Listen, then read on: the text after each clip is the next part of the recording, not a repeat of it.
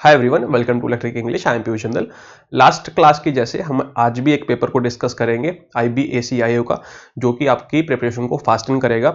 इस पेपर में क्या डिफरेंस है? इस पेपर में आपको पैराजंबल देखने को मिलेगा, एक्टिव पैसिव देखने को मिलेगा और एक पैसेज देखने को मिलेगा। पैराजंबल को कैसे सॉल्व करना है एग्जाम में, बहुत सारे स्टूडेंट्स जो है पैराजंबल को लेके बहुत दिक्कत होती है उनको। एक क्वेश्चन पे आप 5 मिनट भी खराब कर सकते हो और उसी क्वेश्चन को आप 10 सेकंड में भी कर सकते हो। वो कैसे करेंगे वो मैं आपको एक अप्रोच बताऊंगा। बेसिकली अप्रोच में डिफरेंस है ना, तो वो अप्रोच जानेंगे इसमें।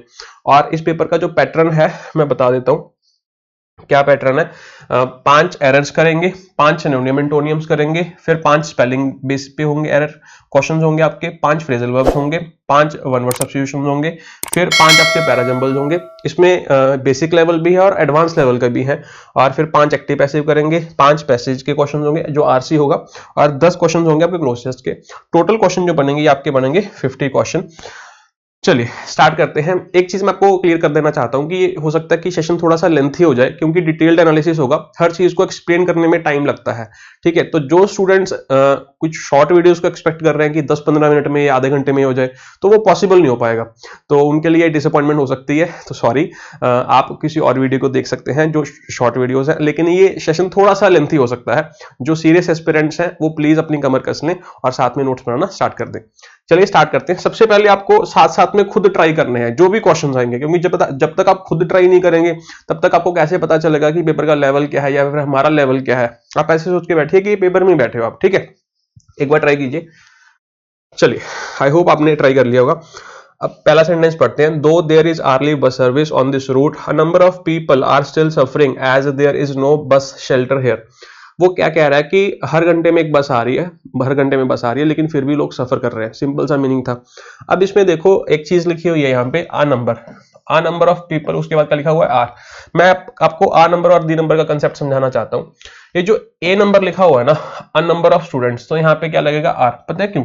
क्योंकि यहाँ पे जो आ नंबर ऑफ होता है ना, इसका मतलब होता है सर्टन। अब मुझे सोच के बताओगे ये जो सर्टन वर्ड है, सर्टन वर्ड एक को डिनोट कर रहा है या एक से ज्यादा को डिनोट कर रहा है? सर्टन का मतलब मोर देन वन, सर्टन का मतलब सम, सर्टन का मतलब मैनी। तो इसका मतलब सम भी हो सकता है, इसका मतलब मैनी भी हो सकता है, इसका मतलब प्लेंटी भी हो सकता है। ठीक है, मतलब क्या? More than one. इतनी बात क्लियर हो गई? ठीक। इसी वजह से यहां पे हम जो वर्ब यूज करेंगे, कौन सी यूज करेंगे? Plural verb. अब बात करते हैं दी नंबर की। दी नंबर का मतलब, दी का मतलब एक आर्टिकल होता है जो कि डेफिनेट आर्टिकल होता है, ये तो सबको पता होगा। तो इसका मतलब ये जो भी नंबर है, कोई भी नंबर है, एक्स नंबर है, तो ये नंबर हमारा डेफिनेट होगा। चाहे वो नंबर 5 है, चाहे वो 50 है, चाहे वो 500 है, लेकिन नंबर तो एक ही है ना। क्या नंबर ज्यादा है? नहीं, एक ही नंबर। जब मैं बोलूं कि ये, तो ये 2 नंबर हो गए, 5-5, ठीक है, ये 5 और 50, ये 2 नंबर हो गए, लेकिन ये तो एक ही नंबर है ना। तो जो भी नंबर होगा वो एक ही नंबर होगा। तो ये सिंगुलर होगा नेचर में या प्लूरल होगा? ये सिंगुलर होगा। तो इसी वजह से हम यहाँ पे किसका यूज कर लेंगे? इसका। तो जैसे एग्जांपल से मैं बोल दूं प्रेजेंट, और यहां पे मैं लिख दूं 59। तो ध्यान से देखना, ऊपर वाले सेंटेंस में हम क्या कहना चाहते हैं? सर्टेन स्टूडेंट्स आर प्रेजेंट, मतलब सम स्टूडेंट्स आर प्रेजेंट। नीचे वाले सेंटेंस में कह रहे हैं the number of students in the class is 59। तो जो नंबर है ना वो हमारा कितना है? 59। क्लियर होगी बात? सिंपल सी बात है। एक बात आपको और ध्यान रखनी है कि इन केस अगर मैं सर्टन के साथ आर्टिकल का यूज कर लूं, ए आर्टिकल का, तो आ सर्टन जो है ना, तो ये किसी स्पेसिफिक सर्टन की बात कर रहा है, तो ये सिमिलर हो जाएगा। अगर मैं यहां पे लिखूंगा असर्टन और इसके साथ मैं लिखूंगा स्टूडेंट और स्टूडेंट्स, तो मुझे यहां पे इसके साथ स्टूडेंट ही लिखना पड़ेगा और उसके साथ मुझे यहां पे इज यूज करना पड़ेगा। ध्यान रखना, समझ आ गई बात? तो हमने आ नंबर जाना, दी नंबर जाना, सर्टन जाना, असर्टन जाना। ठीक है, चलिए वापस आते हैं। A number of people are still suffering as there is no bus shelter. अब शेल्टर का मतलब क्या होता है? छत, रूफ। अब ये एक लेन है, ये एक रोड है, और यहाँ पे 1-1 घंटे बाद जो है बस आ रही है। अब लोग उसका फायदा क्यों नहीं उठा पा रहे? वहां पे कोई रूफ नहीं है, छत नहीं है, छत में तो कोई मतलब ही नहीं है, छत यहाँ पे इररिलेवेंट है। वहां पे कोई एक पॉइंट नहीं है जहां पे बसें जाके रुकती हो, तो जो वो पॉइंट है उसी को हम बस स्टॉप बोलते हैं। तो कोई स्टॉप नहीं है वहां पे जहां पे बसें जाके रुकती हो, तो इसी वजह से बस स्टॉप आएगा। क्लियर? आगे चलते हैं। The boss took strict measures with the view to ensuring punctuality on the part of his subordinates. तो यहाँ पे क्या कहा जा रहा है कि जो बॉस है उसने कुछ कड़े एक्शन लिए। क्यों लिए? कि वो इंश्योर कर पाए कि जो उसके सबऑर्डिनेट्स हैं, जो उसके जूनियर्स हैं, पंक्चुअल रहें। ठीक है, जैसे एक ऑफिसर है, उसने कुछ ना कुछ ऐसा लॉ या फिर कोई ऐसा रूल नया इंट्रोड्यूस कर दिया ताकि वो अपने कलर्स को खींच सके। ठीक है, अब यहाँ पे बहुत सारे स्टूडेंट्स को क्या गलती लग रही होगी कि बी पार्ट में गलती है। बी पार्ट में क्यों गलती है, मैं पूछूं क्या गलती है, तो ज्यादातर स्टूडेंट्स यही बोलते हैं कि 2 के बाद यहाँ पे क्या आ जाएगा, इंश्योर आ जाएगा। चलो अब मैं आपको समझाने की कोशिश करता हूं, देखो ध्यान से समझना। यहाँ पे बेसिकली हो क्या रहा है कि जैसे मैं दो सेंटेंसेस दूं आपको, they prevented me from go there. अगर मैं आपसे पूछूं कि इसमें गलती क्या है, तो बहुत इजी सेंटेंस है, आप बोलोगे कि सर यहाँ पे फ्रॉम गो नहीं आएगा, फ्रॉम क्या आएगा, गोइंग आएगा। अगर मैं आपसे रीजन पूछूं तो रीजन शायद आपको ना पता हो, तो मैं आपको समझाने की कोशिश करता हूं। जब भी हम कभी बच्चे प्रेपोजिशन लिखते हैं ना, तो प्रेपोजिशन के बाद उसके क्या लिखे जाते हैं, ऑब्जेक्ट्स। जैसे ही वर्ब के बाद ऑब्जेक्ट्स लिखते हैं, वैसे ही प्रेपोजिशन के भी ऑब्जेक्ट्स होते हैं। और जो ऑब्जेक्ट्स होते हैं, या तो इनका पार्ट्स ऑफ स्पीच क्या होता है, नाउन होता है, या इनका पार्ट्स ऑफ स्पीच क्या होता है, प्रोनाउन होता है। अब यहाँ पे लिखा हुआ है गो, गो तो हमारी वर्ब है ना, ये बेसिकली एक वर्ब है, वर्ब की बेस फॉर्म है।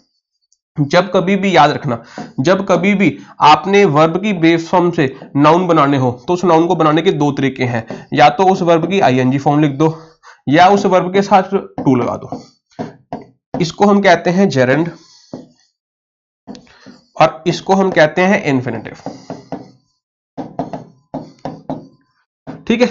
अब जैसे मैं यहां पे लिखूं गोइंग, तो जो गोइंग है ये भी हमारा नाउन का काम कर सकता है। अगर मैं यहां पे लिखूंगा मैं यहां पे लिखूंगा टू गो, यहां पे क्या लिखूंगा, टू गो, तो ये भी नाउन का काम कर सकता है। लेकिन एक बात आपने ध्यान रखनी है, जब कभी भी प्रेपोजिशन का यूज करते हैं, तो प्रेपोजिशन के बाद जो उसका ऑब्जेक्ट लिखा जाता है, जो वो नाउन होता है, वो हमेशा जेरेंड होता है, वो कभी भी इन्फिनेटिव नहीं होता। इसके रीजंस है, ये ऐसा क्यों हो रहा है, ये बेसिकली क्वेश्चन पता क्या है, ये इस तरीके का क्वेश्चन है। आपने देखा होगा कि टू के बाद हमें V1 का यूज करना है, या फिर टू के बाद हमें वर्ब की आईएनजी फॉर्म का यूज करना है, ये वाला क्वेश्चन है। अब ये जो कंसेप्ट है ना, काफी लेंथी कंसेप्ट है, एटलीस्ट इसमें 1-2 घंटे लग जाते हैं। आपको ट्रांजिटिव वर्ब, इंट्रांसिटिव वर्ब सिखाना पड़ता है, finite verb, non finite verb सिखाना पड़ता है, तो उसके लिए कम से कम 1-2 घंटे लगेंगे। अब मैं आपको नहीं बोलूंगा कि यार आप वो कंसेप्ट पहले जाके पढ़ो, क्योंकि पेपर तो भी पता है कि 3-4 दिन में पेपर है, 18 फरवरी को तो पेपर है, तो नया कुछ सीखने का फायदा नहीं है। अभी आपको जस्ट ओवरव्यू देने की कोशिश कर रहा हूं। Still if anybody wants to learn, तो वो प्लेलिस्ट पेज पे जाएगा इस चैनल की, और उसमें नॉन फाइनाइट वर्ब का एक प्लेलिस्ट पड़ा है हमारे पास, पहली 2 क्लासेस देख लेना, 2 घंटे में डिटेल में समझाया हुआ है। ओवरव्यू दे रहा हूं, ध्यान से समझना। तो हमें पता चल गया कि यहां पे हम प्रेपोजिशन के बाद क्या यूज कर लेंगे, इसका ऑब्जेक्ट यूज कर लेंगे। सेम वे यहां पे जो ये टू लिखा हुआ है, टू हमारी क्या है, प्रेपोजिशन है। प्रेपोजिशन के बाद क्या लिखना पड़ेगा, ऑब्जेक्ट। ऑब्जेक्ट लिखना पड़ेगा, या तो ये लिखना पड़ेगा या फिर ये। तो मैंने आपको बताया कि ये वाला जेरेंड जो है, ये लिखी जाती है किसके बाद, प्रेपोजिशन के बाद। तो इसी वजह से यहां पे गैम्बलिंग लिखनी पड़ेगी। बात समझ आ गई कि गैम्बल जो वर्ब थी, बेस फॉर्म थी, उसको हमने किस में चेंज कर दिया, जेरेंड में चेंज कर दिया। क्यों होता है, ये वीडियोस में आके जाके देख सकते हैं। अब आपके लिए एक टास्क है, ये वाली जो फ्रेजेस है ना, इन फ्रेजेस के बाद जब कभी भी वर्ब की बेस फॉर्म लिखी जाएगी, वो गलत हो जाएगा। क्यों, क्योंकि यहाँ पे जो ये टू लिखा हुआ है, ये हमारी प्रेपोजिशन है, और अगर ये प्रेपोजिशन है तो इसके बाद हमेशा ही वर्ब की आईएनजी फॉर्म यूज करोगे, जिसको हम जेरेंड कहते हैं। ठीक है, ध्यान रखना। मीनिंग सबके मैं जल्दी से बता देता हूं आपको। लुकिंग फॉरवर्ड टू का मतलब क्या, मैं एक्सपेक्ट कर रहा हूं तुमसे मिलने वगैरह का, I am looking forward to meeting you वगैरह हम बोलते हैं सेंटेंसेस। ठीक है, इसका मतलब I hope to meet you, I anticipate to meet you.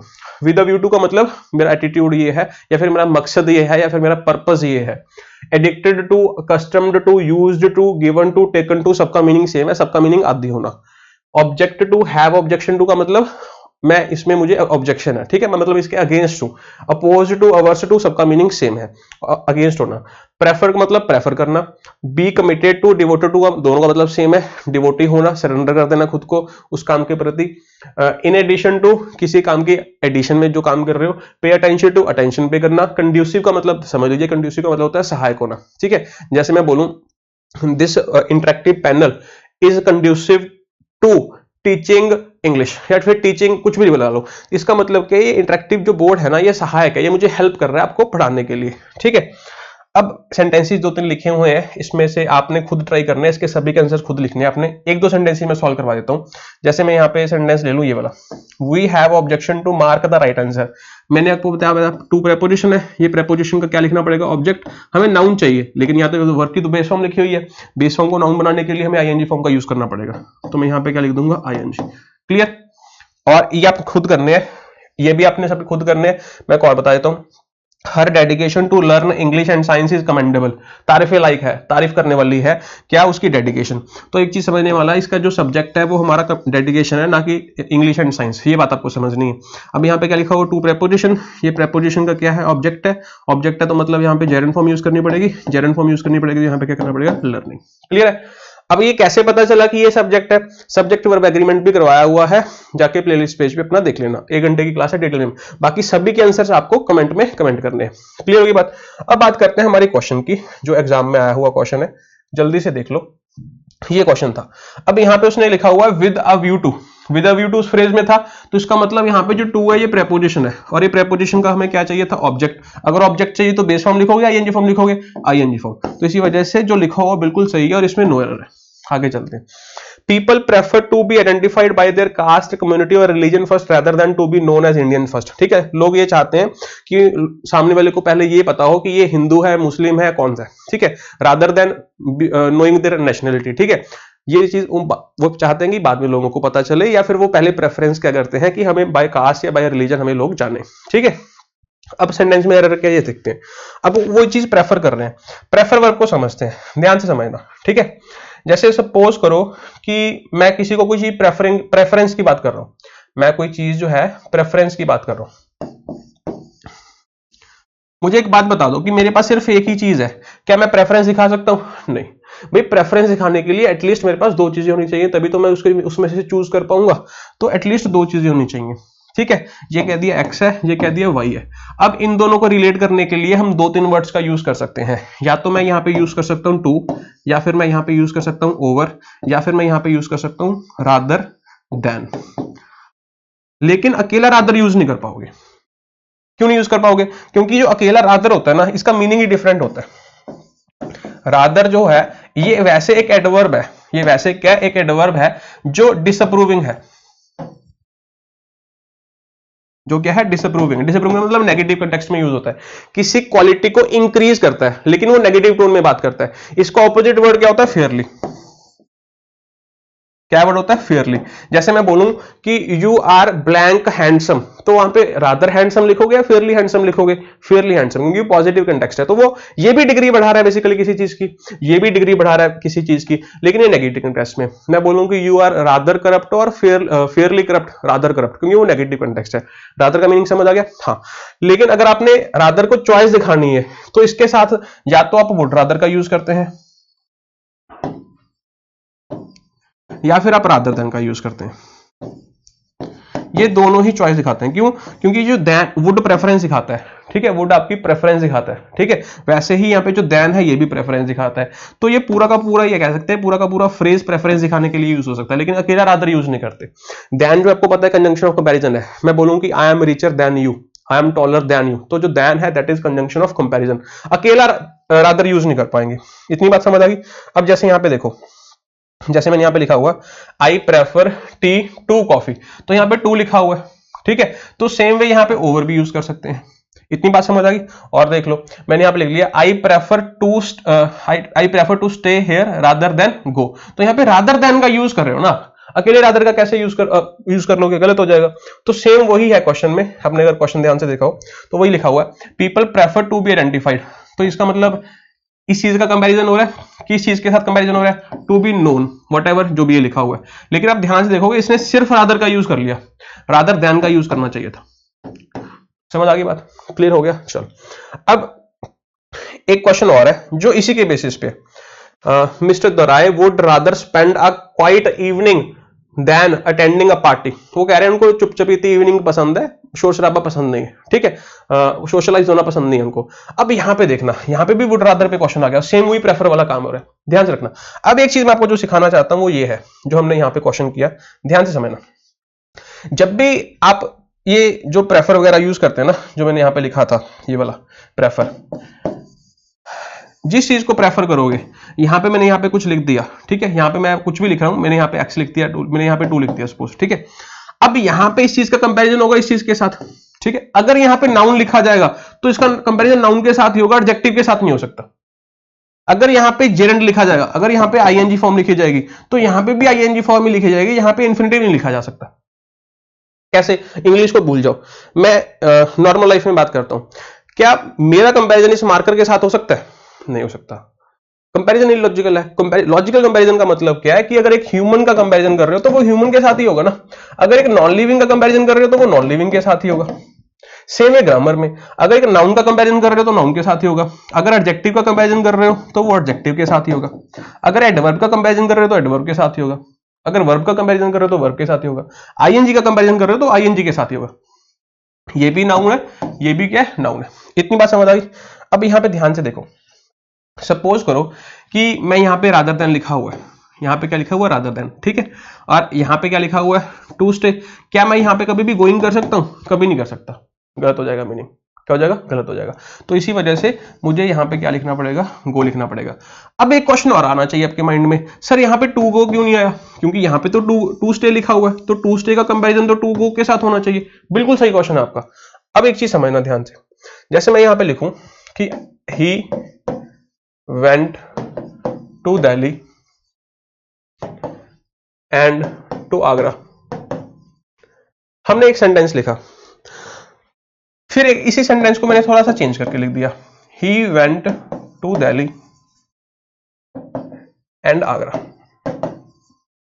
क्या दोनों में से कोई गलत है? दोनों ही सही है, बस प्रैक्टिस में ये वाला यूज होता है, यूज में ये वाला है। कैसे हुआ समझो, मैथ तो आता होगा, मैंने यहां पर बोल दिया 5x² y प्लस 2xy, वही रहने दो, चलो मैंने यहां पे 2x लिख लिया सिंपल, ठीक है, मैंने लिखा हुआ। क्या मैं इसमें x कॉमन निकाल सकता हूं? 5xy प्लस 2, क्या ये निकाल सकता हूं? इसमें भी x था, इसमें भी x था, सॉरी, तो इस फ्रेज में भी 2 है, इसमें भी 2 है, तो क्या मैं 2 को कॉमन निकाल सकता हूं? निकाल लिया। तो वही काम यहां पे किया, तो सेम काम ही यहां पे कर रहे हैं, सेम काम ही यहां पे कर रहे हैं। जब आपने बोला कि आई प्रेफर टू स्टे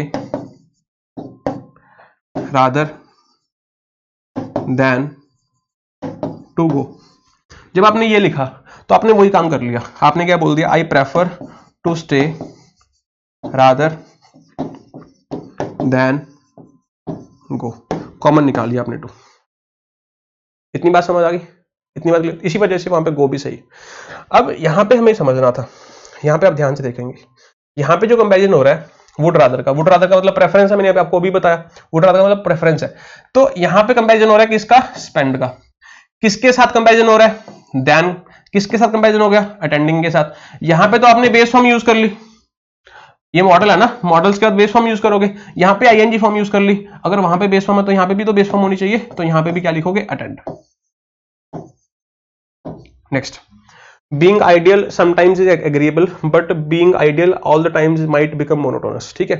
अगर आइडियल का मतलब नॉट वर्किंग, वेले है ना, फ्री, तो अगर तुम कुछ टाइम के लिए फ्री हो तो वो एग्रीएबल है, वो एक्सेप्टेबल है, लेकिन अगर तुम सारा टाइम ही वेले रहोगे, ठीक है, फिर तुम्हारी लाइफ बोरिंग हो जाएगी। मोनोटोनस का मतलब बोरिंग, ठीक है, जिसमें कोई एडवेंचरस नहीं है।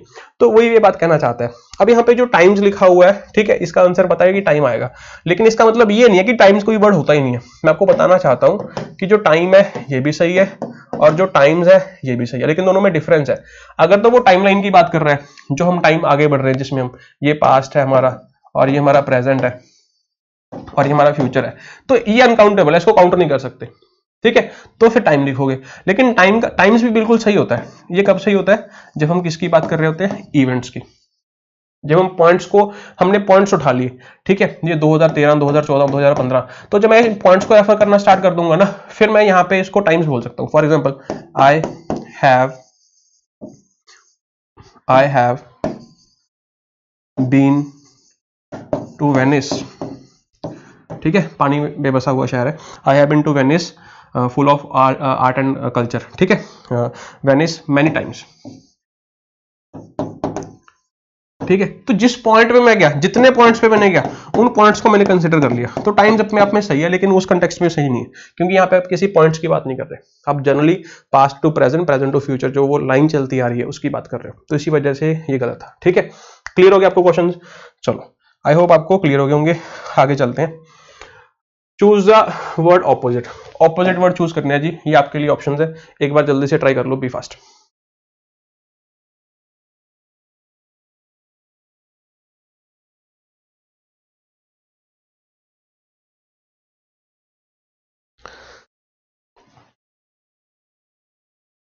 कर लिए, ठीक।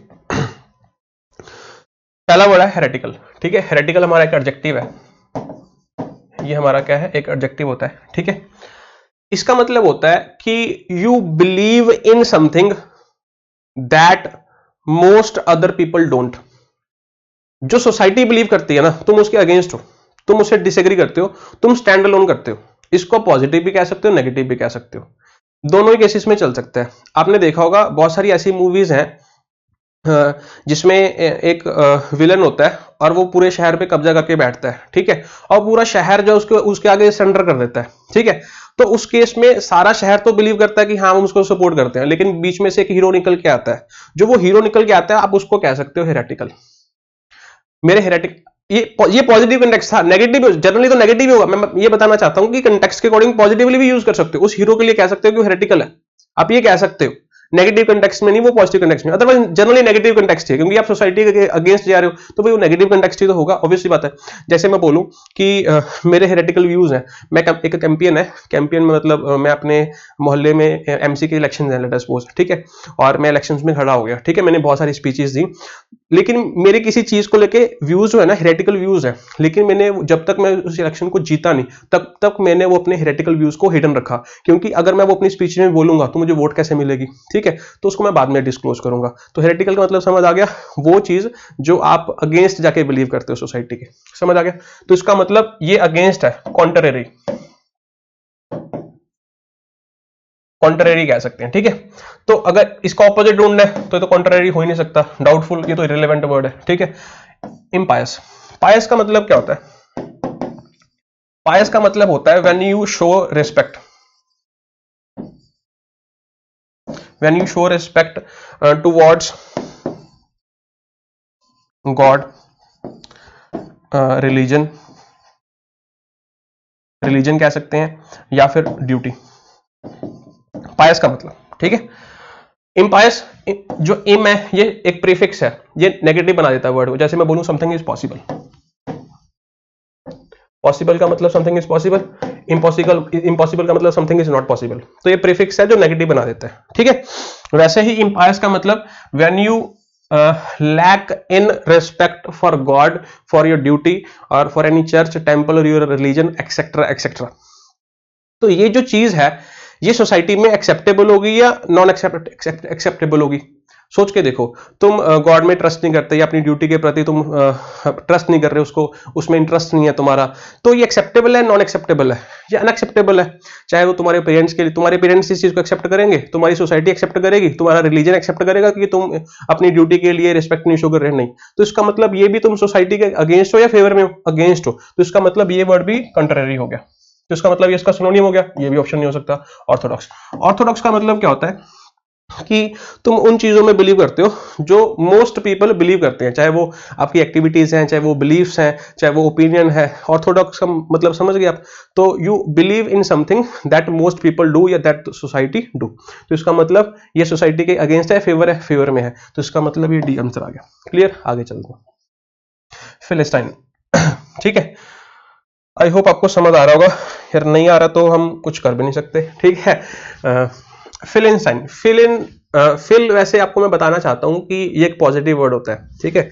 जो फिल होता है ना, ये आपका एक पॉजिटिव वर्ड होता है, सॉरी, ये एक पॉजिटिव वर्ड होता है, इसका मतलब होता है टू लव, ठीक है। इसी वजह से आपने वर्ड सुना होगा philanthropist.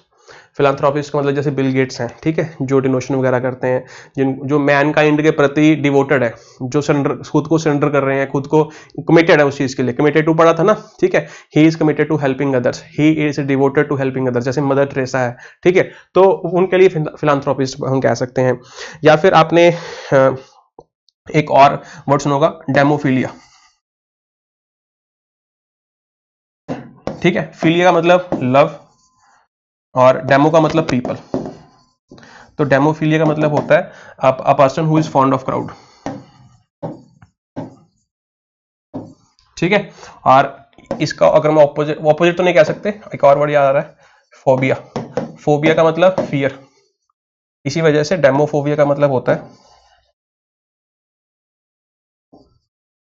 When you are fear of crowd, ठीक है, आप सोशलाइज होने से डरते हैं। तो इसका मतलब ये होता है, आपने पीडोफाइल भी सुना होगा। पीडोफाइल क्या होता है? पीडो का मतलब क्या होता है? चाइल्ड। ठीक है, पीडोफाइल का मतलब एक ऐसा व्यक्ति जो फॉन्ड ऑफ चिल्ड्रन या दैट हु लव्स चिल्ड्रन। ठीक है, तो ये आपको बताना था। लेकिन यहां पे जो फिलिस्टाइन है ना, ये नेगेटिव वर्ड है। आईबी ऐसे ही क्वेश्चन डालता है, पता नहीं यार कैसे कहां से ढूंढ के लेता है, कैसे डालता है। ठीक है, तो ये नेगेटिव वर्ड है। फिलिस्टाइन का मतलब ये है कि एक ऐसा व्यक्ति जो आर्ट एंड कल्चर की वैल्यू को एक्सेप्ट नहीं करता, इग्नोर करता है उसकी वैल्यू को, उसमें उसका इंटरेस्ट नहीं है, कुछ सीखने में इंटरेस्ट नहीं है, उसका बस मेन मकसद यही है कि खाया पिया और सो गया, लर्निंग में इंटरेस्ट नहीं। समझ आ गई बात? The one who is not interested in art culture वगैरह वगैरह वगैरह।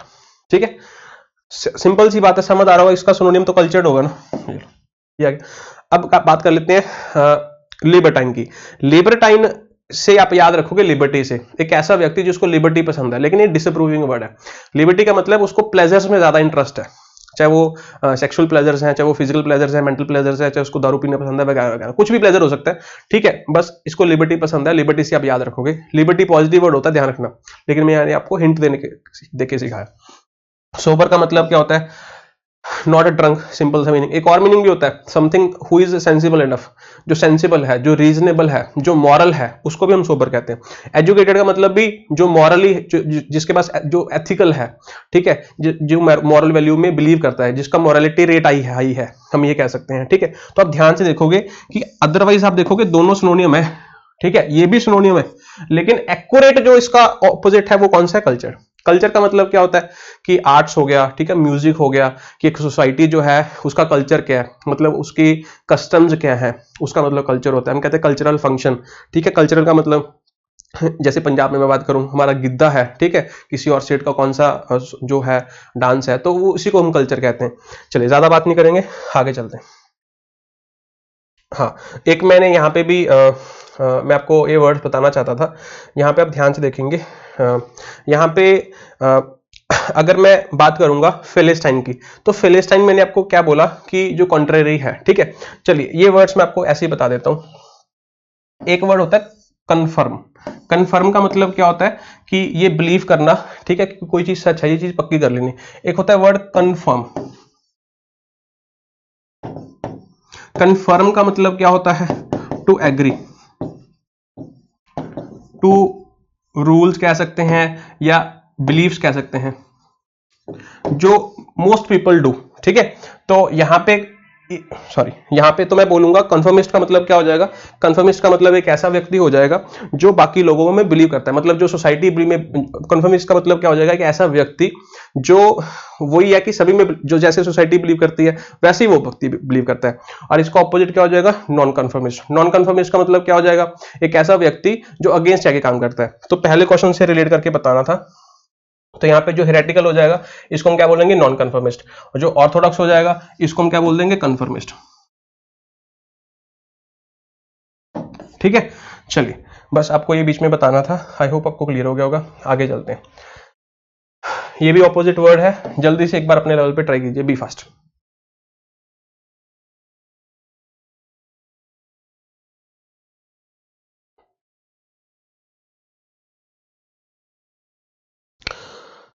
आई होप आपने ट्राई कर लिया होगा। देखो पहला वर्ड है लासरेशन। ठीक है, तो लासरेशन जो है ना, इसका मतलब होता है किसी चीज को चीर देना, कट लगाना। स्लिट वर्ड आपने सुना होगा, स्लिट। ठीक है, एक होता है स्प्लिट, ये नहीं मैं कह रहा। स्प्लिट का मतलब होता है तोड़ देना। ठीक है, एक होता है स्लिट। स्लिट का मतलब काट देना, चीर देना। ठीक है, तो जब हम फ्लैश के ऊपर, स्पेशली फ्लैश के ऊपर चीरते हैं, कट लगाते हैं, तो उसको बोलते हैं लासेशन। अब इसका एंटोनियम देखना है। ठीक है, इसका मतलब क्या है? इंजर करना, टू इंजर। ठीक है, कॉन्वल्सेंस का मतलब क्या होता है? कि टू रिकवर। और रिकुपरेशन का मतलब भी क्या होता है? To recover. इसका मतलब भी क्या होता है? रिकवर। हीलिंग का मतलब भी क्या होता है? To recover. पाल्पिटेशन का मतलब क्या होता है?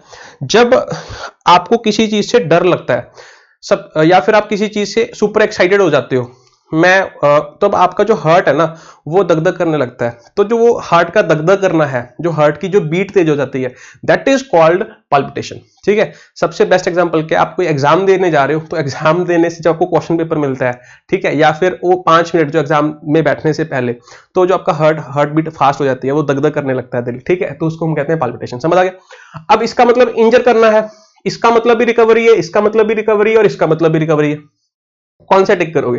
यही आईबी है। आईबी ऐसे ही क्वेश्चन पूछता है, ठीक, आईबी का ही क्वेश्चन है, मैंने तो नहीं बनाया। चलो समझना, ये वाला जो कन्वेसलेंस है ना, इसका मतलब होता है कि you recover from a sickness, you recover from a weakness that is abstract in nature. तो जो सिकनेस है और जो वीकनेस है वो कोई फिजिकल इंजरी नहीं है, वो अब्स्ट्रैक्ट है नेचर में। लेकिन व्हेन आई टॉक अबाउट रिकूपरेशन का मतलब, रिकूपरेशन का मतलब होता है कि जब आप किसी इंजरी से रिकवर करते हैं, फिजिकल इंजरी से रिकवर करते हैं, दैट्स व्हाई इसका आंसर जो आ जाएगा वो क्या आएगा? बी। तो इस तरीके के क्वेश्चंस आते हैं आईबी में, ठीक है। नेक्स्ट, इंप्लीकेट। इंप्लीकेट जो वर्ड बनता है, आपने एक वर्ड तो सुना होगा ना, क्या वर्ड सुना होगा? इंप्लाई। इंप्लाई का मतलब क्या होता है? टू सुजेस्ट समथिंग, एसटीएच का मतलब something in an indirect way. जब आप किसी चीज को क्लियरली एक्सप्रेस नहीं करते बल्कि इनडायरेक्ट वे में एक्सप्रेस करते हैं, that is called imply. Implicit, implicit meaning, implicit meaning का मतलब क्या? तुम्हें मीनिंग निकालना पड़ेगा इससे, वो सीधा से नहीं है। इसको ऑपोजिट क्या हो जाएगा? एक्सप्लिसिट। ऑपोजिट नहीं कह सकते। एक्सप्लिसिट का मतलब something that is clearly mentioned, जो क्लियर है, अपने मीनिंग के साथ क्लियर है, ठीक है, आप उसको लेके एम्बिगियस नहीं हो सकते। लेकिन इसको आपको मीनिंग इन्फर करना पड़ेगा, इन्फ्रेंस कह सकते हैं, ठीक है, तो वो कह सकते हैं। तो आपको समझ आ गया? तो इंप्लाई का मतलब बेसिकली सजेस्ट करना। जब आप किसी इंसान को सजेशन दे रहे हैं तो आप उसमें इन्वॉल्व हो रहे हैं ना, तो इंप्लिसिट का मतलब होता है टू गेट इन्वॉल्व। अब ट्राई कर लो अगर होता है, बी फास्ट, ठीक है। इंप्लिसिट का मतलब होता है, आपको मैंने बता दिया, कोई दिक्कत है तो पूछ लीजिए, ठीक है। चलो मैं समझाने की कोशिश करता हूं। इंटेंजल वर्ड आपने सुना होगा, डिसइंटेंजल लिखा है ना, इंटेंजल वर्ड आपने सुना होगा। इंटेंजल का मतलब होता है किसी चीज को ट्विस्ट करना। जैसे वो कोएक्सियल केबल्स होती हैं, आपस में क्या होती हैं? ट्विस्टेड होती हैं, तो इसी को कहते हैं ट्विस्ट करना, इंटेंजल्ड। इंटेंजल्ड वायर का मतलब इंटेंजल्ड हेयर। पंजाब में जब एक लड़की अपने बालों को पीछे, पंजाबी में कहते हैं गुत्त कर दी है, ठीक है, तो उस गुत्त को कहते हैं पैलेट। तो जो वो पैलेट है ना, वो इंटेंजल्ड है, ट्विस्टेड है, तो उसको उसके आगे डिस लगा दिया, एग्रीमेंट डिसएग्रीमेंट। तो जो डिस है ये आपका प्रीफिक्स है जो नेगेटिव बना देता है, ऑपोजिट चलता है। तो डिसइंटेंजल का मतलब क्या है? To free something, to free something. तो इसका मतलब क्या है? To get involve. और इसका मतलब क्या है? टू फ्री समथिंग, मतलब किसी चीज से एग्जिट होना। और इसका मतलब क्या है? किसी चीज में एंट्री मारना। तो ये ऑपोजिट वर्ड हो गए, तो ये आंसर आ गया। कॉम्प्लिकेट का मतलब to make thing not simple, ठीक है, ये तो नहीं हो सकता। इम्पोज का मतलब क्या होता है? किसी पे चार्जेस वगैरह लगा के पैसे वगैरह रिकवर करने। इम्पर्सोनेट का मतलब मैं बता देता हूं, पर्सोनिफाई। पर्सोनिफाई आपने सुना होगा, एक वर्ब है, इसका मतलब होता है टू ट्रीट। टू ट्रीट कह सकते हैं, ठीक है, ट्रीट ही लिख देते हैं। To treat something that is non living, ठीक है, एज लिविंग। जब आप किसी नॉन लिविंग चीज को एज लिविंग कंसीडर करना स्टार्ट कर देते हैं, दैट इज कॉल्ड पर्सोनिफिकेशन। क्या बोलते हैं उसको? पर्सोनिफिकेशन। ये नाउन का कंसेप्ट है। जैसे मैं आपको एक एग्जांपल से समझाता हूं, ये एग्जाम में बहुत बार आता है question. The earth treats us as, like लिख लो, लाइक इट्स चिल्ड्रन, ठीक है। ये सेंटेंस देखो सही गलत, सही लग रहा होगा बिल्कुल, लेकिन आप ध्यान से देखोगे कि यहां पे जो अर्थ है ना, इसको आप नॉन लिविंग कंसीडर नहीं कर रहे बल्कि लिविंग कंसीडर कर रहे हो। क्योंकि जब कह रहे कि अर्थ जो है ना अपने मां की तरह पाल रही है, सॉरी, जो अर्थ है हमें अपने बच्चे की तरह पाल रही है, तो इसका मतलब earth is acting as a mother. तो अगर वो मदर है तो उसके लिए यहां पे इट्स कैसे आ गया? That is called personification. This is called personified noun. ठीक है, तो इसी से रिलेट, इसी से वर्ड बनता है पर्सोनेट से। ठीक है, तो इम्पर्सोनेट का मतलब क्या है, नेगेटिव कंटेक्स्ट में है। नेगेटिव बताया, डिसअप्रूविंग वर्ड्स होते हैं। इम्पर्सोनेट का मतलब होता है to disguise yourself as somebody else. Disguise का मतलब होता है बहरूपिया, अपना बेस चेंज कर लेना। डिस्गाइज वर्ड आपने सुना होगा।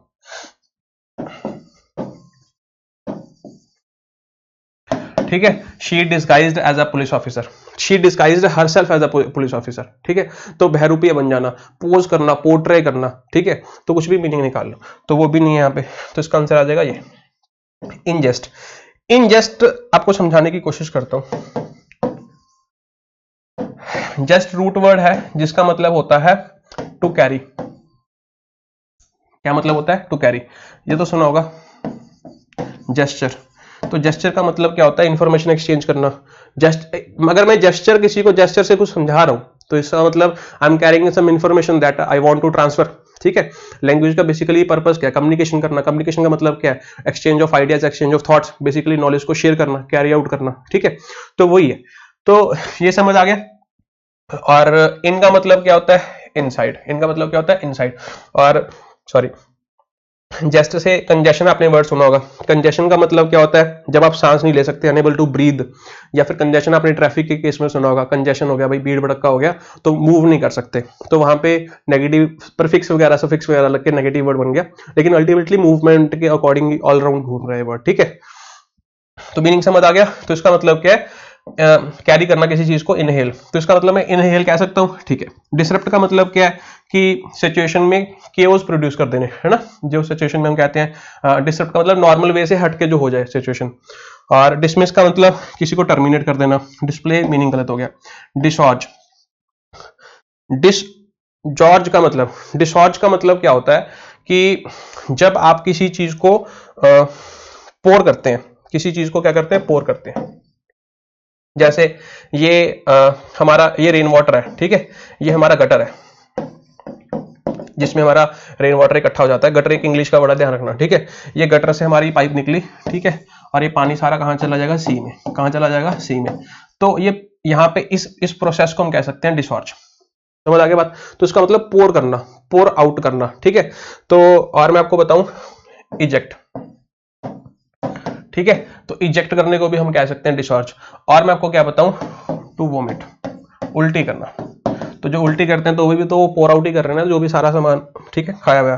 तो वही है कि यहाँ पे डिसऑर्ज, यहाँ पे इसका मतलब इनहेल करना और इसका मतलब बाहर निकाल देना, तो ये बी ऑप्शन आ जाएगा। ठीक है, चलो जी, ये हमने कर लिया, आगे चलते हैं फटाफट। ये है स्पेलिंग बेस्ड क्वेश्चन है। ठीक है, जल्दी से कर लो फटाफट, योर टाइम स्टार्ट नाउ।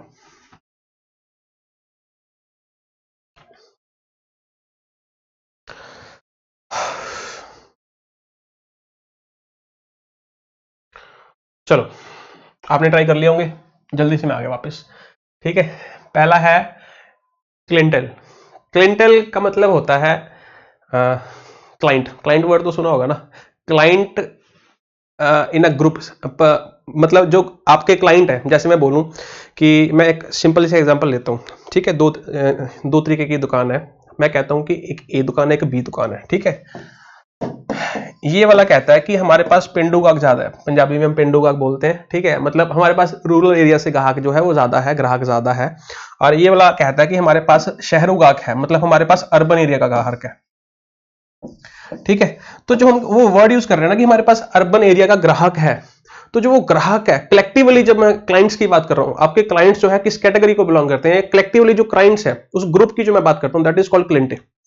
ठीक है, क्लाइंट के स्पेलिंग तो आते होंगे ना, CLIENT, ये गलत हो गया। CLIENT ए डबल एल गलत हो गया। CLIT ये गलत हो गया, ए सही हो गया।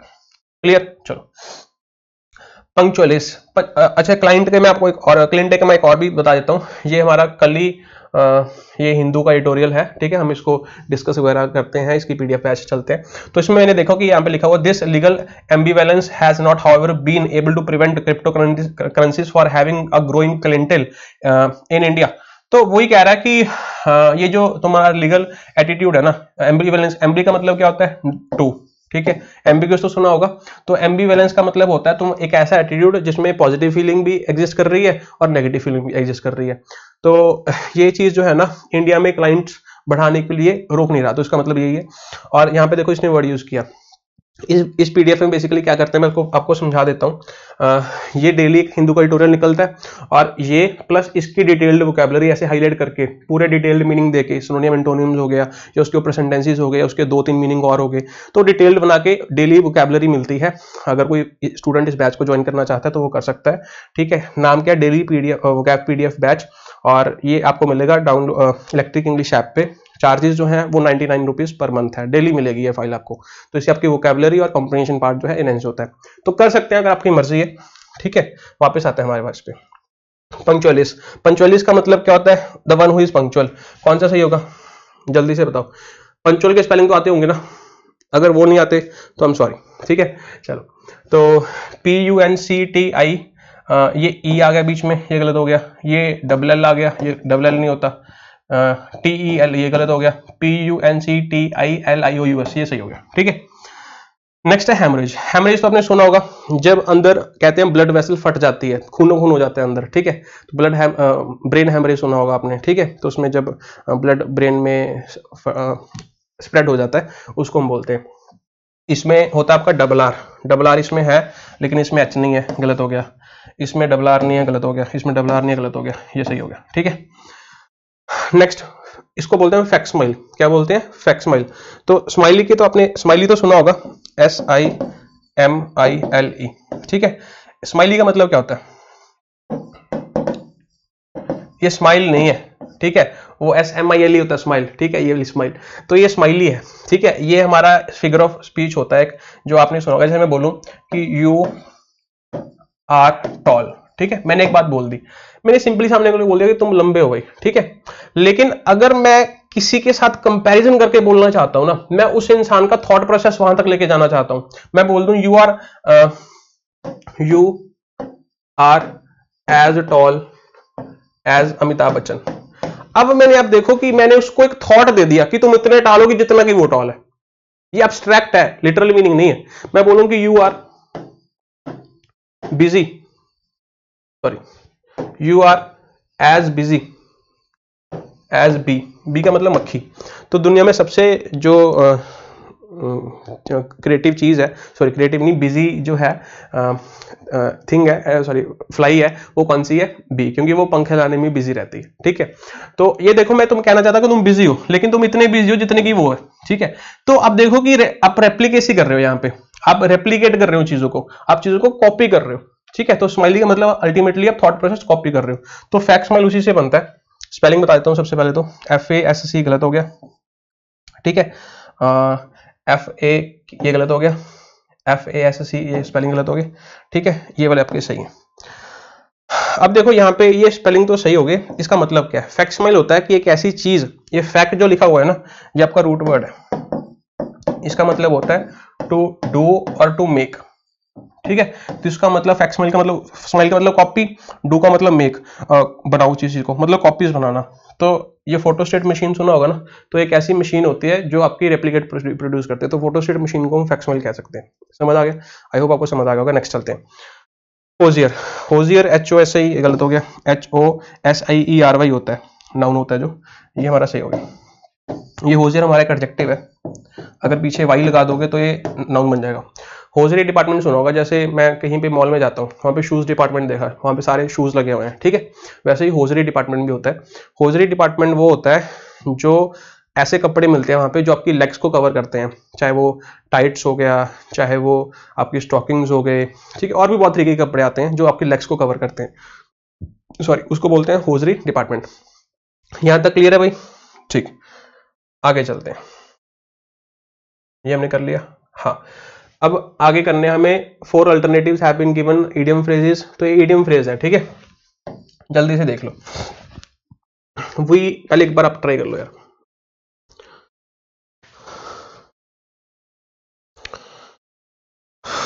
कर लिया ट्राई?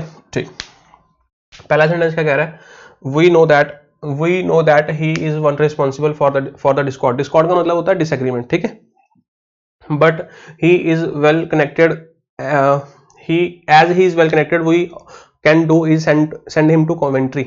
Coventry ना एक शहर है, इंग्लैंड में एक शहर है, ठीक है, जो वर्ल्ड वार 2 में तबाह हो गया था, ठीक है। तो यहाँ पे वो कह रहा है कि वो रिस्पॉन्सिबल है डिसएग्रीमेंट के लिए, तो हम उसको क्या कर सकते हैं, कमेंट्री में भेज सकते हैं। तो ये ईडियम है। देखो अब अगर आप कॉम्प्रिहेंशन से मीनिंग देखोगे तो आप उसका ट्रांसफर भी कर सकते हैं, ठीक है, लेकिन आप ध्यान से देखोगे अगर कोई डिसएग्रीमेंट में इन्वॉल्व है तो ट्रांसफर करोगे तो वहां पे भी जाके वो ये सब काम करेगा, तो ये भी लॉजिकल आंसर नहीं बनेगा, ठीक है। अच्छा, कमेंट का मतलब उसको प्रेज करोगे, क्या रिकमेंड करोगे, उसे प्रेज करोगे, उसकी नहीं करोगे, ठीक है। या तो क्या करोगे, बाइकआउट, या फिर क्या कर दोगे, डिसमिस। डिसमिस का मतलब क्या हो जाएगा, परमानेंट छुट्टी कर दी भाई तुम्हारी, ठीक है, तुम जाओ घर पे, ठीक है। लेकिन उसका क्या कर देंगे, बाइकआउट करेंगे कि हम अब तुमसे कोई रिलेशन नहीं रखेंगे, ठीक है। इसका मतलब एक्चुअली मतलब होता है to refuse to speak, to refuse और टू एंटरटेन और to contact, to refuse to speak to somebody for something they have done, ठीक है। बातचीत करनी बंद कर देना क्योंकि उन्होंने कुछ कांड किया है, तो यहाँ पे उनका मतलब उसको बाइकआउट कर देंगे। तो यहाँ पे इसका आंसर क्या जाएगा, C. Next, prime minister cannot ride through shod over his ministerial colleagues for long. तो यहाँ पे ये रफ शोड जो है ना, ये एक ही वर्ड होता है, टाइपिंग मिस्टेक होगी शायद। और मिनिस्ट्रियल कोलीग्स, कोलीग्स एक मेरे को एक वर्ड याद आ रहा है, ब्रदरन, ठीक है। ब्रदरन भी आप ये वर्ड यूज कर सकते हैं, ये भी आता रहता है एग्जाम में। अगर आपको कोई सिबलिंग है तो आप उसको क्या बोलोगे, ब्रदर। लेकिन अगर आपका कोई ऐसा, उसको प्लूरल क्या हो जाएगा, ब्रदर्स। लेकिन अगर कोई ऐसा व्यक्ति है जो ड्यूटी में साथ में है, सोसाइटी में साथ में है, जो हम कहते हैं भाई भाई, है ना, तो उसको हम ब्रदरन कह सकते हैं लिटरल मीनिंग में। तो वो ब्रदरन होते हैं हमारे, या क्लिक्स होते हैं।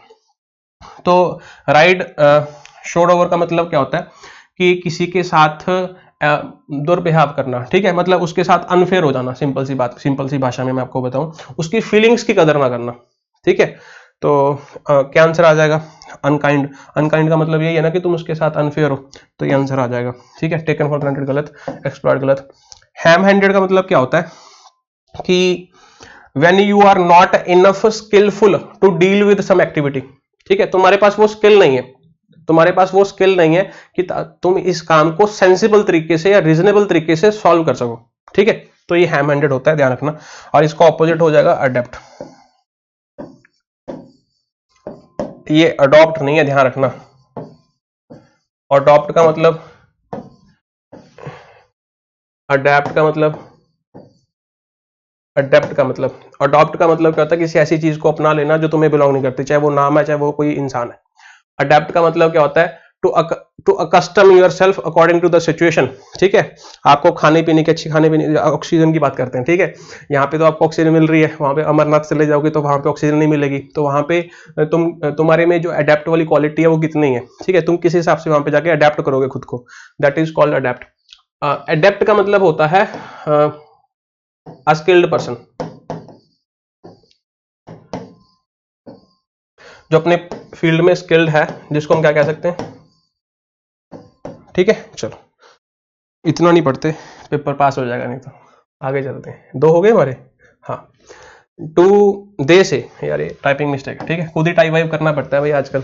दे say join the army to drink life to the lees. ये लीज मैं आपको बता देता हूँ क्या होता है।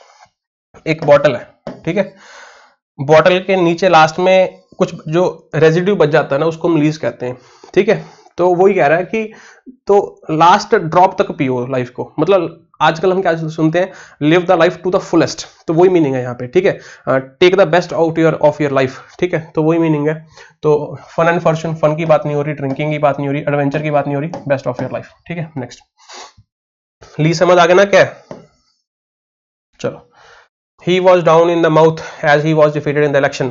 कोई इंसान इलेक्शन में हार गया तो वो बोल नहीं पाएगा, कह सकते हैं डिप्रेस्ड होगा, एंग्री होगा, कंफ्यूज होगा, हो तो सब कुछ ही सकता है, लेकिन सबसे लॉजिकल मीनिंग क्या होगा, सैड होगा। जब हम सैडनेस की डिग्री को इनहेंस कर देते हैं उसको बोलते हैं डिप्रेस्ड। जैसे मैं बोलूं कि इट इज वेरी कोल्ड, ठीक है, तो कोल्ड सिंपली कह दिया, लेकिन अगर मुझे कोल्ड की डिग्री को इनहेंस करना है तो मैं क्या लिखूंगा, चिल्ड। क्या लिखूंगा, चिल्ड। कहते हैं ना चिल्ड कोल्ड ड्रिंक या चिल्ड बियर वगैरह। तो जब एक्सट्रीम चिप पे चली जाती चीजें, तो जो सैडनेस की एक्सट्रीमनेस हो जाती है तो वहां पे उसको क्या बोलते हैं, depressed. The noble man gave up the ghost, तो ये तो मीनिंग देख के पता चल रहा होगा। गेव अप का मतलब क्या, हार मान जाना, ठीक है। किसको हार मान गया, गोस्ट को, मतलब गोस्ट को सरेंडर कर दिया होगा, मतलब मर गया होगा इंसान, यही मीनिंग हो सकता है। लेफ्ट द गोस्ट, लोग गोस्ट को छोड़ दिया, गलत। लिव्ड लाइक अ गोस्ट, गलत। इनवाइटेड द गोस्ट, गलत। राइट सही, तो डी आंसर आ जाएगा। नोबल का मतलब a man who has fine character, ठीक है, आप ये कह सकते हैं। चलिए आगे चलते हैं, एक बार अपने लेवल पे जो है ट्राई कर लीजिए, बी फास्ट। एक काम करते हैं, इस क्लास में इतने करते हैं क्योंकि क्लास जो है वो ज्यादा लंची हो जाएगी, फिर आपके लिए दिक्कत हो जाएगी। इसको पार्ट ए मानते हैं, पार्ट बी है जो वो जल्दी एक आधे दिन में आ जाएगा। आज के लिए इतना ही। This is fusional signing off, bye.